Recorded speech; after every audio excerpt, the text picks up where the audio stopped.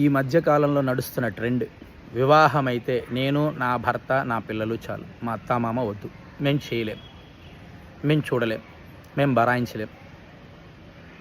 మా ఇలానే అనుకుంటే రేపు మీ పిల్లలు కూడా మిమ్మల్ని అలానే పక్కన పెడతారు.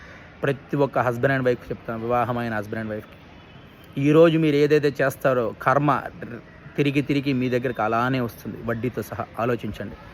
ఎందుకంటే రోజు రోజుకి ఓల్డేజ్ హోమ్లు ఎక్కువైపోతున్నాయి. ముసలి వాళ్ళని తీసుకొని వెళ్ళి ఓల్డేజ్ హోమ్లో పడేయడము, మేము చూడమని చెప్పి సపరేట్ వేరు కాపురం పెట్టడము, ఇది చాలామందిలో కపుల్స్లో చూస్తున్నాను నేను. అదంతా మంచి పరిణామం కాదు. రేపు మీకు అదే సిచ్యువేషన్ జరుగుతుందని మర్చిపోకండి ప్రతి ఒక్క కపుల్, భార్యాభర్తలు. ఎందుకు అనంటే పెద్దవాళ్ళు ఇంట్లో ఉంటే మనకి, మన పిల్లలకి మంచి చెడు చెబుతుంటారు. మన సాంప్రదాయాలని, తరతరాలుగా వచ్చే సాంప్రదాయాలని, పద్ధతుల్ని మనకు అలవాటు చేస్తారు.